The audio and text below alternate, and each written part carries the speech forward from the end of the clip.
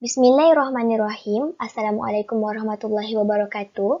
Hari ini saya, Ainin Azati binti Nur Salim dan rakan saya, Nur Syahila binti Abdul Razak akan membentangkan tentang falsafah Islam dan kepentingannya di era kontemporari. Kami akan memulakan pembentangan kami dengan menerangkan tentang apa itu falsafah Islam. Assalamualaikum, saya Nur Syahila binti Abdul Razak. Tajuk kami ialah falsafah Islam dan kepentingannya di era kontemporari. Dan saya akan membincangkan tentang pengenalan, isi kandungan pertama dan kedua iaitu matlamat sebenar seorang insan dan perkembangan potensi anak muda secara menyeluruh melalui sistem pendidikan negara. Falsafah ialah usaha untuk menciptai, mencari, mempelajari dan bertindak balas terhadap sesuatu menggunakan kebijaksanaan dan kecerdasan akal fikiran untuk mendapatkan kepercayaan yang hakiki. Falsafah Islam pula ialah ilmu yang disesuaikan dengan semangat dan ajaran Islam untuk membincangkan kebenaran kepada sesuatu penyataan. Umat Islam masa kini banyak terpengaruh dengan budaya barat iaitu budaya moden dan maju yang menimbulkan permasalahan. Oleh itu, falsafah Islam sangat penting untuk membantu dan membimbing umat Islam berpandukan Al-Quran dan As-Sunnah serta sumber rujukan yang lain. Falsafah Islam menyumbang kepada aspek kehidupan terhadap sistem pendidikan, sains dan teknologi serta ekonomi di era kontemporari. Matlamat sebenar seorang insan ada dua, iaitu menuntut ilmu dan menyebarkan kebaikan. Ilmu bukan hanya dapat diperoleh melalui pendidikan tetapi kita juga perlu ambil tahu tentang pengetahuan am. Kita dapat membuat keputusan yang wajar tentang sebarang masalah dengan adanya ilmu. Keputusan dibuat hanya apabila kita telah berfikir secara kritis sama ada keputusan itu tepat ataupun tidak. Kata putus tidak dapat dicapai jika kita membuat keputusan dengan terburu-buru tanpa ilmu, perancangan dan penyelidikan, dan ianya mungkin hanya akan membesarkan lagi masalah tersebut. Kita juga perlu menuntut ilmu agama.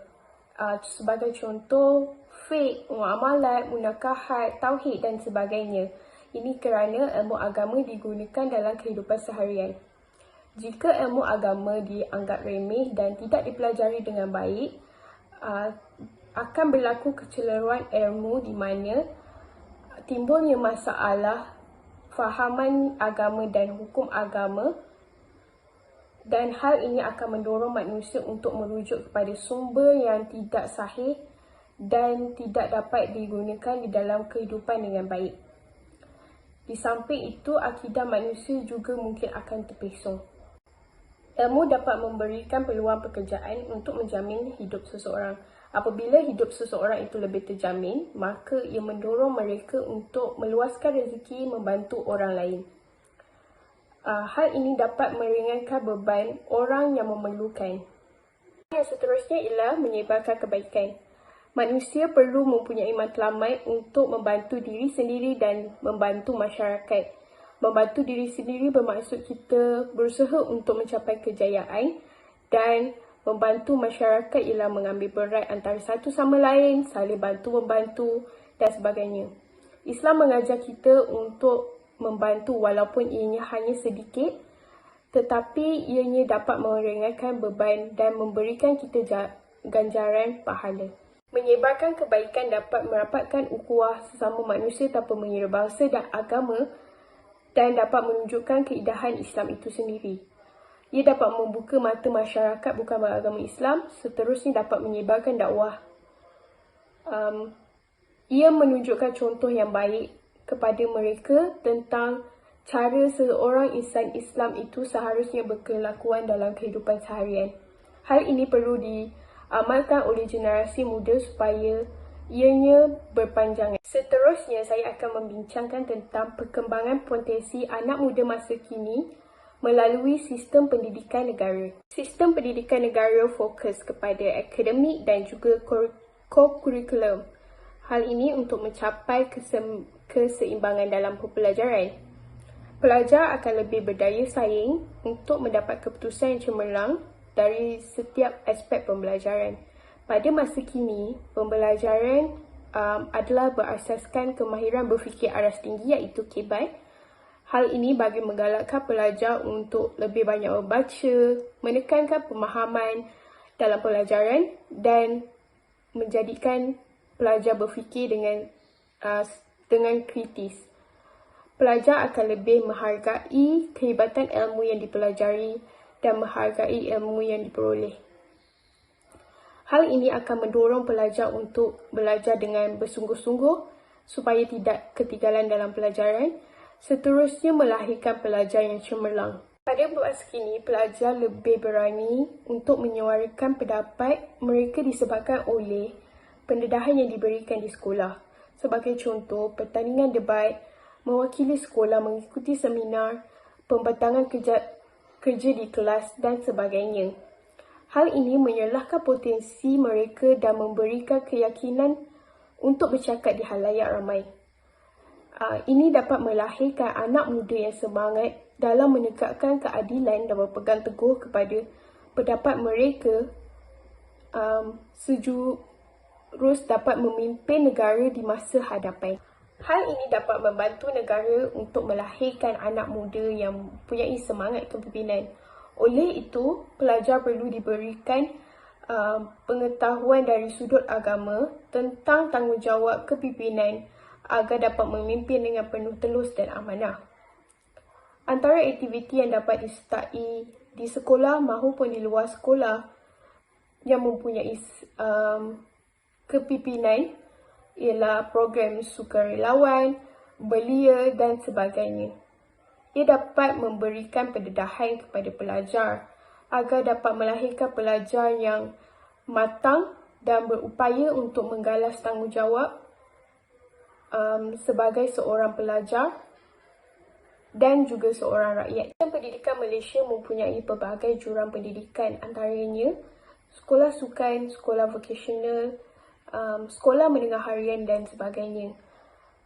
Ia dapat mengetengahkan potensi para pelajar dari pelbagai aspek di mana pelajar dapat menggunakan bakat sedia ada untuk belajar dengan lebih mendalam. Hal ini dapat melahirkan anak muda yang lebih kreatif, aktif dan berinovatif. Pelajar mempunyai daya pemikiran yang tinggi untuk membantu negara pada masa hadapan. Bukan itu sahaja, pendidikan agama juga dititik beratkan dalam sistem pendidikan. Aliran agama menyediakan ilmu akli dan ilmu nakli. Pendidikan agama membantu negara untuk membentuk masyarakat yang mempunyai akhlak yang baik. Agama merupakan corak kepada pembentukan sasiah masyarakat. Jika lebih ramai anak muda yang mempunyai sasiah yang baik, negara dapat mencapai kemajuan melalui mereka. Di samping itu, ilmu agama juga dapat melahirkan ilmuwan dan pakar mengenai urusan agama yang boleh dirujuk pada masa hadapan. Negara perlukan pakar agama dalam pembentukan negara bagi mewujudkan negara yang maju. Kepentingan yang ketiga adalah melalui perkembangan sains dan teknologi berpandukan Al-Quran dan Al-Sunnah. Seperti yang telah kita ketahui, dalam Islam, perkembangan sains dan teknologi adalah berdasarkan dua sumber utama iaitu Al-Quran dan Al-Sunnah. Sains merupakan satu ilmu pengetahuan yang diperolehi melalui analisis kajian, pengalaman atau idea yang boleh dibuktikan kebenarannya meliputi seluruh alam semesta sama ada yang hidup ataupun tidak. Perkara ini dapat ditafsirkan dengan kefahaman atas suatu fenomena baharu yang dapat digunakan dalam pembelajaran atau kehidupan harian manusia. Untuk lebih mudah difahami, sains dilihat sebagai satu pembuktian ilmu terhadap sesuatu perkara yang telah terjadi. Teknologi pula bermaksud aplikasi ilmu sains atau ilmu-ilmu lain secara teratur yang dapat membawa perubahan atau kemudahan kepada masyarakat. Teknologi di zaman kontemporari ini bagaikan cendawan tumbuh selepas hujan kerana terdapat banyak teknologi baru dihasilkan oleh para ilmuwan masa kini. Falsafah Islam telah menjadi pencetus kepada penemuan dan eksperimen dalam bidang sains dan teknologi. Pada zaman moden ini, telah wujudnya pelbagai teknologi dan cara yang boleh digunakan oleh para ilmuwan dan pengkaji untuk melakukan sesuatu kajian, antaranya ialah cara atas talian. Pelbagai teknologi telah dihasilkan untuk memudahkan urusan dan memberikan keselesaan kepada masyarakat. Sebagai contoh, dapat kita lihat pada tahun 2020 dan tahun 2021 yang mana merupakan tahun paling mencabar bagi para pekaji untuk melakukan kajian. Hal ini adalah kerana wabak yang telah tular iaitu wabak COVID-19. Dapat kita lihat perkembangan sains melalui falsafah Islam di mana terhasilnya pelbagai jenis vaksin untuk merawat wabak COVID-19 ini. Antaranya ialah vaksin AstraZeneca, vaksin Pfizer dan macam-macam lagi. Selain itu, sains dan teknologi Islam juga memberi penekanan penting terhadap aspek keadilan, kesejahteraan dan keseimbangan. Berdasarkan prinsip kesejahteraan dan keseimbangan saintis, Islam mencipta teknologi menggunakan daya semula jadi melalui tenaga manusia yang maksimum sekaligus mengurangkan gangguan terhadap alam sekitar kita.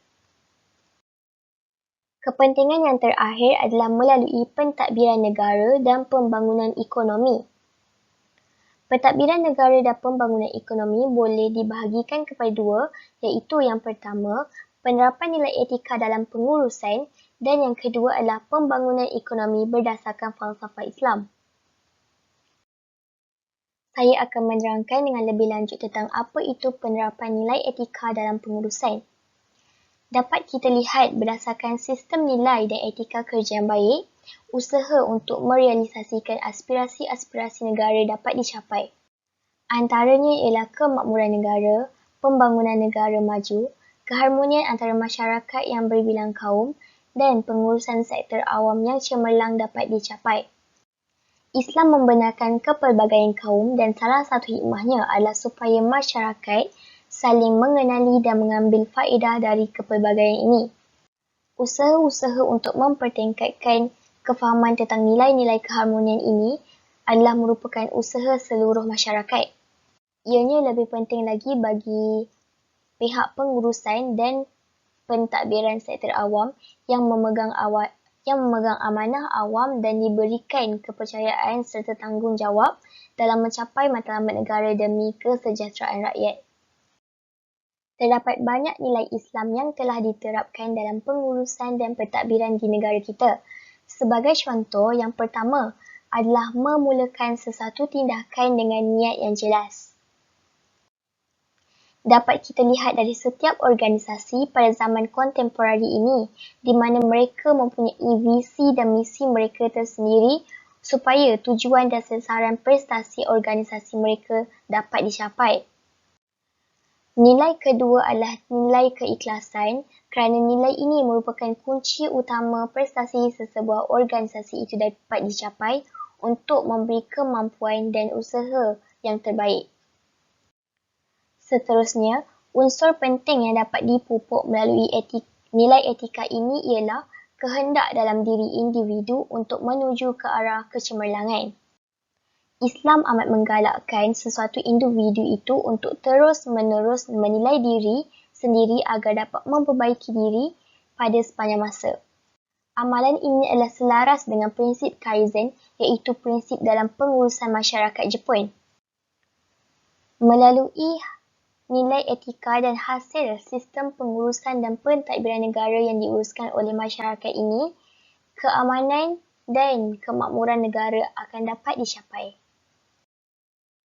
Seterusnya, saya akan menjelaskan tentang pembangunan ekonomi berdasarkan falsafah Islam.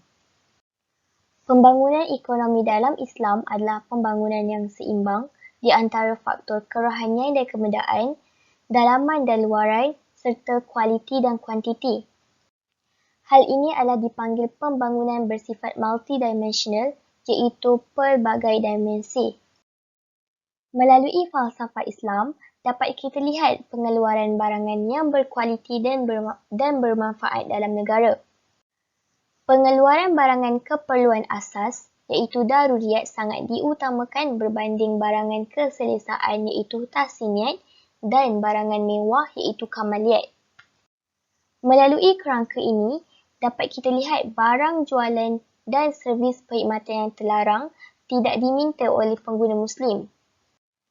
Industri pengeluaran barangan asas dan keselesaan akan berkembang dan sekaligus dapat membantu masyarakat yang lahir dari latar belakang yang kurang berkemampuan.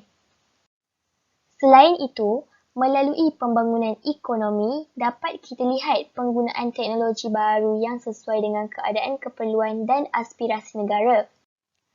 Sebagai contoh, adanya penggunaan kad debit seperti PayWave yang semakin berkembang dan sekaligus memudahkan kehidupan harian masyarakat dalam era globalisasi ini. Tambahan pula, adalah menjadi tuntutan kepada ummah untuk bebas dari penggantungan kuasa luar, terutama sekali dari negara yang bukan Islam. Hal ini juga dapat kita lakukan untuk mengeratkan hubungan antara negara-negara Islam agar kita dapat saling menyokong antara satu sama lain. Seterusnya adalah cadangan dan kesimpulan. Antara cadangan yang boleh disarankan melalui pengajian falsafah Islam adalah yang pertama, melahirkan institusi pengajian awam yang mementingkan kajian falsafah Islam dari segi menyeluruh.